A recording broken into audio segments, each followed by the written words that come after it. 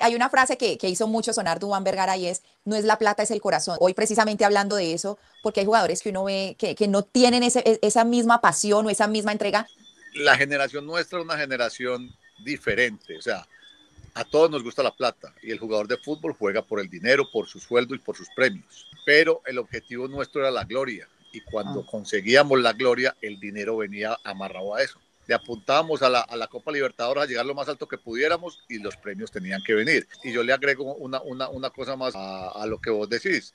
Nosotros perdíamos los partidos, nos encerrábamos en el camerino y nos dábamos puños. Nos cantábamos la tabla, nos decíamos hasta de que nos íbamos a morir, se abría la puerta y ya éramos amigos todos. Ahora se pierden los partidos y aparecen todos en las redes sociales, se toman la foto en el camerino, eliminados, pero entonces nos vamos a conocer la ciudad donde estábamos.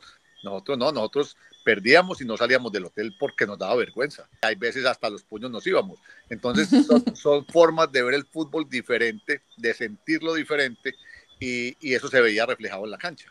Al punto que nos entregábamos tanto que yo creo que fuimos el único equipo en la historia de América que perdimos 4-0 en Copa Libertadores contra Boca y salimos aplaudidos. El jugador de fútbol tiene tres opciones, o juega bien, mal o regular. De ahí no sale.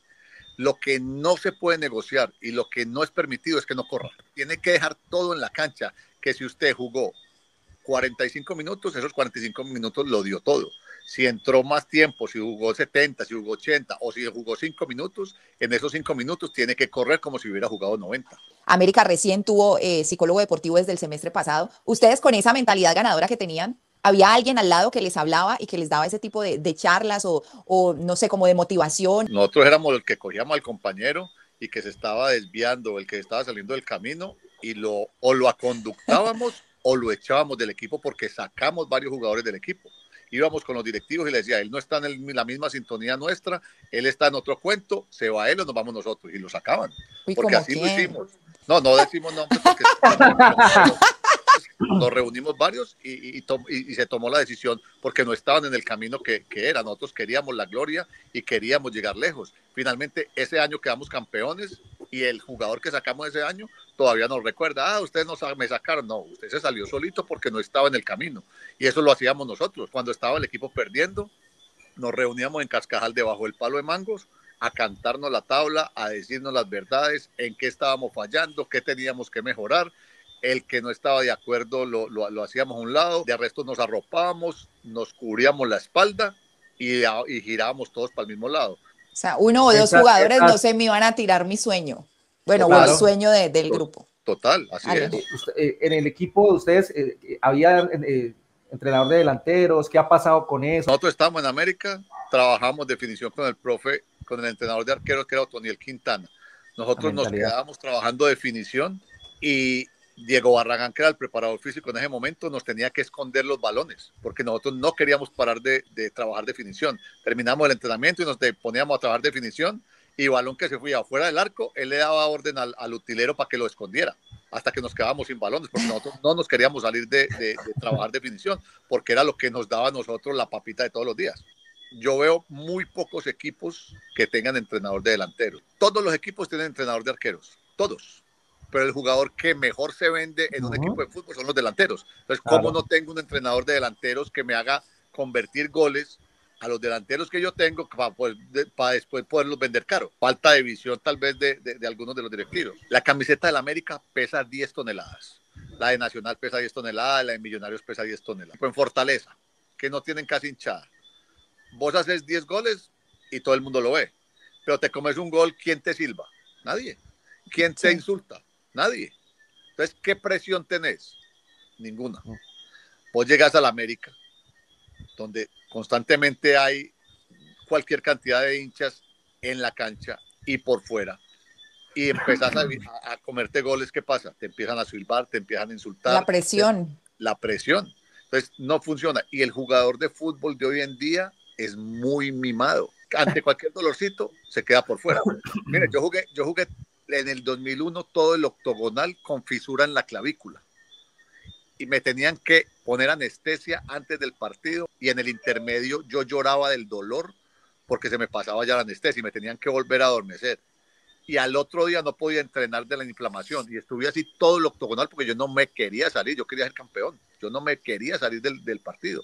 David Ferreira jugó 8 partidos con una fractura en un dedo del pie hasta que ya no pudo más. Hoy en día uno ve los jugadores, vea, Asensio ese que estuvo en el Real Madrid, estuvo 3 partidos por fuera porque se depiló las piernas y se le enquistaron los vellos. Entonces, No. y son cosas reales. Entonces, el jugador de hoy en día es más frágil, más de cristal, y la mentalidad es igual. Es la mentalidad lo que hace la diferencia entre un buen jugador y un jugador mucho mejor.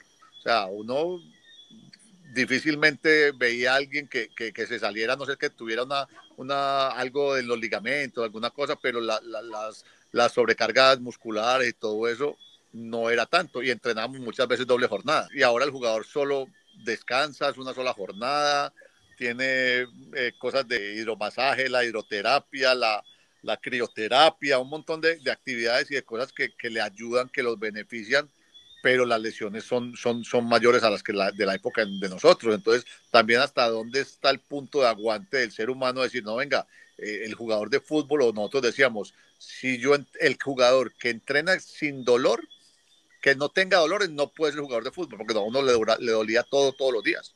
¿Estaría dispuesto a estar en América, en la parte administrativa o, por ejemplo, trabajando esos temas de definición? No, en este momento no, mientras estén los directivos actuales, no. ¿Cómo ve ese panorama usted de la realidad actual del equipo? La verdad no tiene cómo esconderse. Cuando yo estuve, el culpable fui yo. Después llegó el Gato Pérez, el culpable era el Gato. Después estuvo lo Mauricio Romero y William Zapata, ellos eran los culpables. O sea, siempre los culpables son otros. Ahora que está Marcela, que está Tulio, que son los que contratan, los que dan el sí o el no en divisiones menores y en el primer equipo, y ha habido fracaso tras fracaso en contrataciones, anuncian un técnico que no llega, anuncian un jugador que no llega, traen técnicos desconocidos, hacen un montón de cosas, el equipo queda eliminado, se van los 2 referentes del equipo, les entra buen dinero y no contratan. ¿Quiénes son los responsables? ¿Y qué han salido a decir o qué han salido a decir, a dar la cara, a decir, no, nos equivocamos, la responsabilidad es nuestra? No, nada, la responsabilidad siempre es de otros.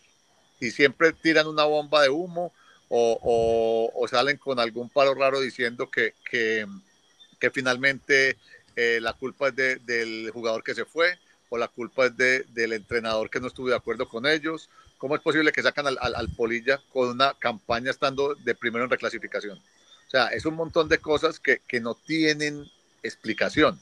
O sea, que si usted utiliza la lógica, por lo menos la lógica deportiva, no tiene cómo hacer ciertos cambios que el equipo ha hecho en el transcurso de 4 o 5 años. ¿Quiénes son los únicos responsables? La gente que está al frente. ¿Quiénes son? El presidente y los dueños, que son los que toman las decisiones, son los únicos responsables.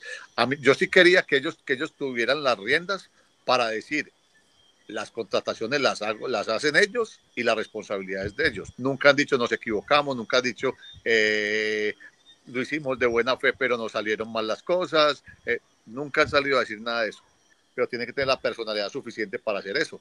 Entonces el error fue haber traído un técnico sin experiencia. América, como vos decís, es un equipo que necesita técnicos de experiencia y jugadores de experiencia.